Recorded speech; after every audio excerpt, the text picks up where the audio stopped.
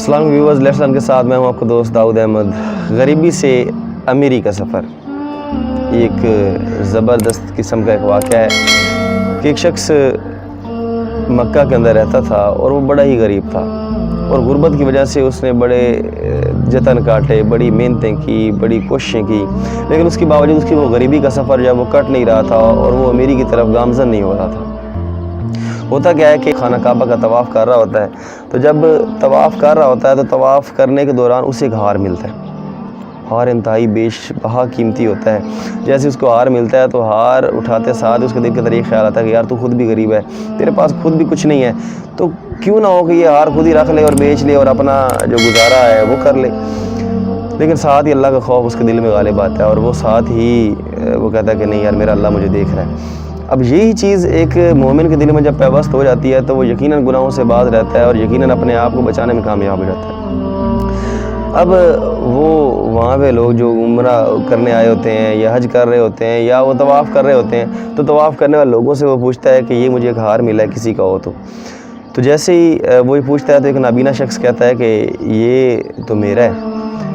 تو اس شخص کے دل میں پھر خیال آتا ہے، شیطان وسوسہ ڈالتا ہے نا، شیطان جو ہے یہ ہمارے رگوں کے اندر دوڑ رہا ہے، ہمارے خون کے اندر دوڑ رہا ہے، تو وہ کہتا ہے کہ یار یہ نابینا شخص ہے، اندھا شخص ہے، اسے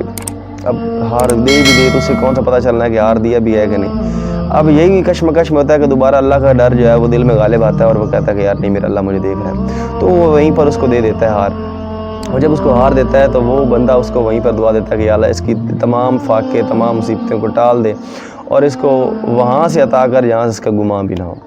اب وہ شخص وہاں سے چلا جاتا ہے، اب وہ مکہ چھوڑتا ہے، پھر کبھی ادھر کے دھکے کبھی ادھر کے دھکے لیتا ہے، لیکن اس کی وہ غربت جو ہے وہ ویسی کی ویسی رہتی ہے۔ اب ہوتا یہ ہے کہ جیسے ہمارے پاس بھی کچھ لوگ ہوتے ہیں جیسے وہ بیرون ملک کا سفر کر لیتے ہیں، تو وہ بھی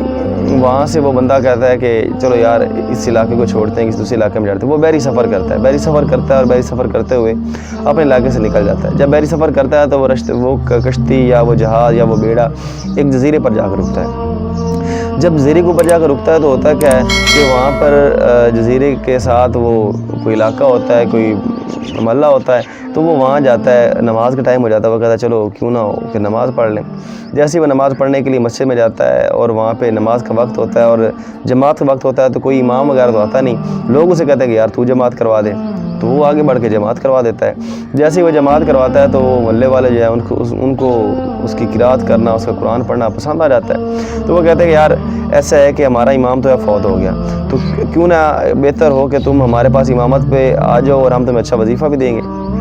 چونکہ وہ بے روزگار ہوتا ہے تو وہ کہتا ہے ٹھیک ہے، مجھے کوئی مسئلہ نہیں ہے، چلو اسی بہانے اللہ روزگار بھی دے رہا ہے اور وظیفہ بھی بن جائے گا اور پیسے وغیرہ بھی آ جائیں گے اور میرا گزارا بھی ہو جائے گا۔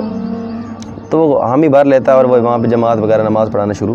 کر دیتا ہے۔ پھر ساتھ ساتھ کچھ دنوں کے بعد وہ بچے پڑھانا شروع کر دیتا ہے اور اس کی نیک نامی اور شہرت جو ہے وہ پورے محلے میں، اس پورے جزیرے کے اندر پھیل جاتی ہے۔ لوگ اس کی نیک نامی سے اور اس کے کردار سے بڑے متاثر ہوتے ہیں،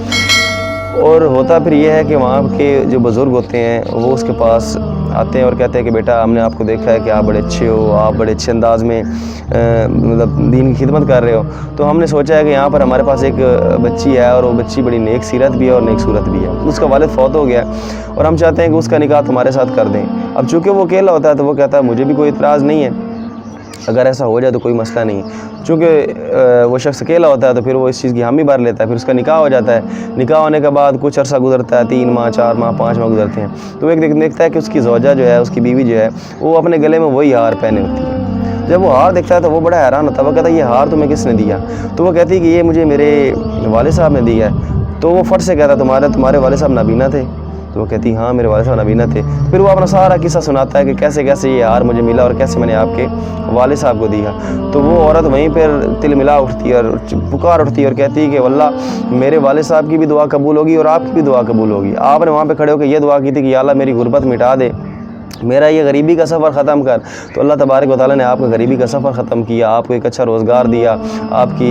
شادی ہوگی، آپ کا گھر آباد ہو گیا، تو آپ کی یہ دعا قبول ہوگی۔ اور میرے والد صاحب نے کیا دعا کی تھی؟ میرے والد صاحب یہ دعا کرتے تھے کہ یا اللہ جس طرح کا یہ نیک بندہ ہے اسی طرح کا میری بیٹی کو بھی عطا کر، اور اللہ تبارک و تعالیٰ نے میرے والد صاحب کی دعا قبول فرما لی اور اس طرح آپ میرے نکاح میں آ رہے۔ تو اس طرح یہ غریبی سے امیری کا سفر دیکھیں کہ ایک نیکی جو ہے وہ کبھی ضائع نہیں جاتی۔ آپ نیکی کریں اور اللہ کی ذات پر چھوڑ دیں تو وہ نیکی کبھی نہ کبھی گھومتی پھرتی آپ کے آ کر قدموں میں آ کر لگے گی، اور کبھی نہ کبھی اس نیکی سے آپ کو فائدہ ہوگا۔ تو یہ نیکی جو ہے چھوٹی سمجھ کر کبھی بھی بندے کو رائے گاہ نہیں چھوڑنی چاہیے کہ یہ چھوٹی سی نیکی ہے، کر کے کیا فائدہ۔ جیسے رستے میں پڑا ہوا کوئی کنکر ہے، کوئی پتھر ہے، اس کو ہٹا دینے سے ہم سمجھتے ہیں کہ یار اتنے لوگ گزرے ہیں، کوئی اور اٹھا دے گا۔ اگر ہم ہی اسی کو اٹھا دیں، یہ چھوٹی چھوٹی نیکی جو ہے، ہو سکتا ہے ہم کل کو بروز قیامت اللہ کے حضور پھنسے ہوئے ہوں اور وہ چھوٹی سی نیکی آئے اور ہمیں بچانے میں کامیاب ہو جائے۔